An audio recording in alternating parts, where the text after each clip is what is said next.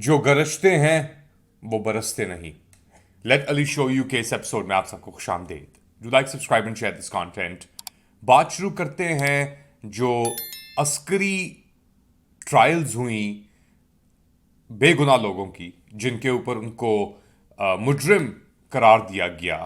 कई को 10 साल बामुशक्कत कैद सजा दी गई और कई को इस चुंगल में ऐसे फंसा के रखा गया कि 2 साल कैद उनकी अनाउंस की गई और अब आके उनमें से 19 को माफी दे दी गई है, यानी पार्डन दे दी गई है। उन सजाओं के ऊपर उनकी सजाएं माफ कर दी गई हैं।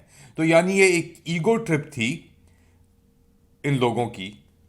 और इस ईगो ट्रिप के बाद अब ये लोग, उन लोगों से मुराद है जनरल आसिम मुनीर और उनका काबिज टोला, क्योंकि अब हवाएं अब जनवरी में आ गई हैं। 2025 का माहौल शुरू हो चुका है। मौसम में तब्दीली इतनी इतनी आ गई है कि जो सियासी मुज़ाकरात चल रहे हैं इस इक़्तिदार के, फॉर्म 47 इक़्तिदार के, और पाकिस्तान तहरीक इंसाफ की जो रिप्रेजेंटेशन है, जिसके अंदर साहबजादा हामिद रज़ा, एक पॉइंट इसके अंदर ज़रूर मेंशन करूंगा, साहबजादा हामिद रज़ा एक ऐसे लीडर उभरे हैं जो पाकिस्तान तहरीक इंसाफ के अंदर बाकायदा तो शमूलियत नहीं है उनकी, लेकिन जो उनका किरदार रहा है उसने सब पाकिस्तान तहरीक इंसाफ के जो लीडर हैं ज़्यादातर उनको एक आईना दिखाया है। और ये भी दिखाया है कि आपको कोई सियासी जमात का हिस्सा होने की ज़रूरत नहीं है। पाकिस्तान तहरीक इंसाफ एक सियासी जमात है, मगर इसके अंदर जो लीडर भरे हुए थे, और स्पेशली वो लीडर जो अब हमें नज़र आ रहे हैं, उनके किरदार नज़र आ रहे हैं, जिसके अंदर सैडली टू से फवाद चौधरी का किरदार भी रहा है एक अहम। Fawad Chaudhry I think is a good person, but 19 सजाएं माफ़ करने पे वो सजाएं जो कभी होनी नहीं चाहिए थी, उन ट्रायल्स के ऊपर जो बिल्कुल ही बेबुनियाद और गैर आईनी थी, गैर कानूनी थी, उसकी पार्डन के ऊपर। और मैं जानता हूं कि पाकिस्तान में रहना और बात करना मुंह खोल के बहुत मुश्किल है बहुत लोगों के लिए। और जो इन्वायरमेंट अब क्रिएट कर दी गई है ऐसी सिचुएशन के अंदर कि आप अगर सोच भी रहे हैं कुछ, तो वो आपके खिलाफ हो सकता है, क्योंकि इस माहौल में झूठ सच है और सच झूठ है। ये वही टैक्टिक्स हैं जो इज़राइल ने फ़लस्तीन में गाज़ा के अंदर इस्तेमाल की हैं कि झूठ इतना चौड़ा हो के बोलो कि सच की गुंजाइश ही ना रहे। तो ये झूठ बोलने के बाद जो डिस्कनेक्शन था इनका हकीकत से, हकाइक से, जो ये ख्याली पुलाव बना रहे थे, और मैं हमेशा ये बात यूज़ करता हूँ ख्याली पुलाव की।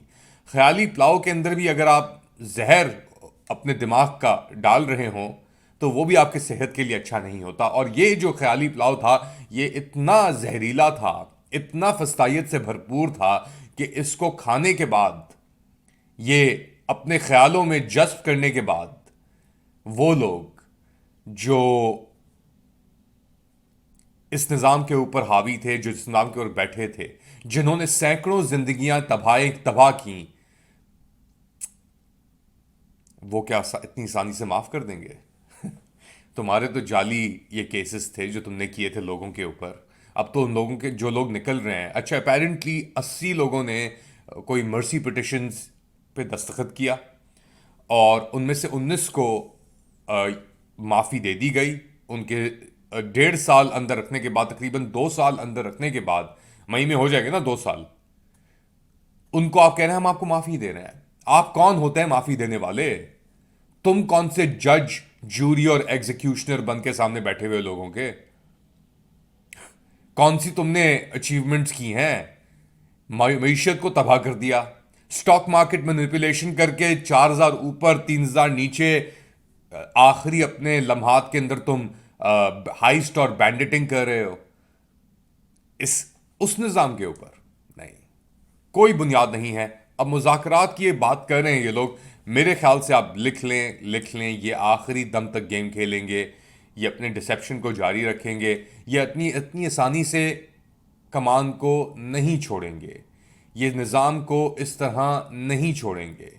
और मैं बता रहा हूँ आपको, आपको लग रहा होगा कि इन लोगों के ईमान तब्दील हो गए, इन लोगों के ईमान तब्दील नहीं हुए। इन्होंने जो किया है, अब आगे बैठ के राना सनाउल्लाह को और ये टुच्चों को, नवीद कमर को, इनको बिठा के ये बड़ी बड़ी बातें तो करते हैं। इमरान खान साहब तक तो आ गए हैं। ये जो मुज़ाकराती कमेटी का भी पर्चा निकला है उसके अंदर इमरान खान साहब करके मुंतखब किया जा रहा है उन्हें। तो आप अंदाज़ा लगा लें कि वो लोग जो ख़त्म शुद और ये सियासत ख़त्म हो गई, इमरान खान को दफनाएंगे, उसके ऊपर सफ़ेद कपड़ा चढ़ाएंगे, ये सब चीज़ें जो बकवासियत ये लोग कर रहे थे, अब हालत इनकी इतनी टाइट हो गई है, उन्होंने सब अपने मोहरे इस्तेमाल कर लिए। इन्होंने शाह महमूद कुरैशी को भी अंदर से निकालने मैसेज भेजा कि देखो, इन्होंने डब्बू को भी दिखा दिया, इन्होंने कोई भी ऐसी चीज नहीं छोड़ी, यहां तक कि जमात इस्लामी को भी इन्होंने नंगा कर दिया अपने आप को बचाने के लिए। इन्होंने हर कार्ड चला लिया, गाजा का भी इन्होंने कह दिया। यानी आप इमेजिन करें, दुनिया की छठी सबसे बड़ी अफवाज, एक कैदी जिसको अंदर उन्होंने यरगमाल किया हुआ है इलीगली, आर्बिट्रेरली, उससे आके कह रही है कि गाजा के ऊपर तुमने कुछ नहीं कहा। भाई, वो जेल से पहले जाने से पहले जो उसने कहना था गाजा के ऊपर वो कह चुका।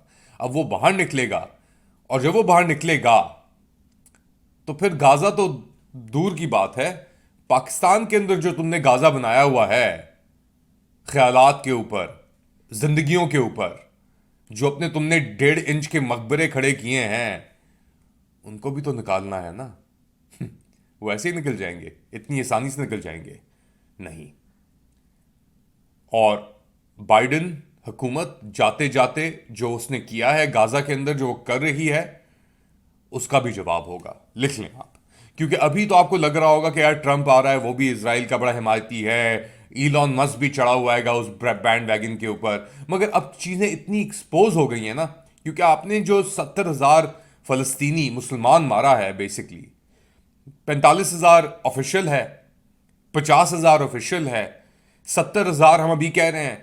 मगर जो एस्टिमेट्स चल रहे हैं मैगजीन्स के ऊपर, लैंसेट मैगजीन ने एक पब्लिकेशन की ब्रितानिया से, साइंटिफिक जर्नल ने, तो 2 लाख के करीब आपने बंदा मार दिया। और आप कह रहे हैं कि जी दुनिया में इसी तरह पुरअमन चीज़ें चलती रहेंगी, सब चीज़ें अच्छी होंगी। और अब आप खुद ही फॉल्स फ्लैग अटैक्स करा रहे हैं अमेरिका के अंदर। ये जो इस्टेब्लिशमेंट है, वहां की इस्टेब्लिशमेंट भी तो इसी तरह सोचती है ना।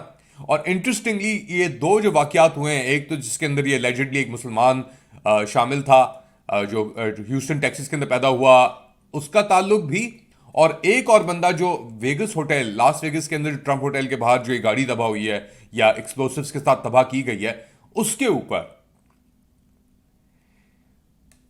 बहुत तेजी से, बहुत तेज रफ्तार से चीजें अब तब्दील हो रही हैं, चीजें चल रही हैं।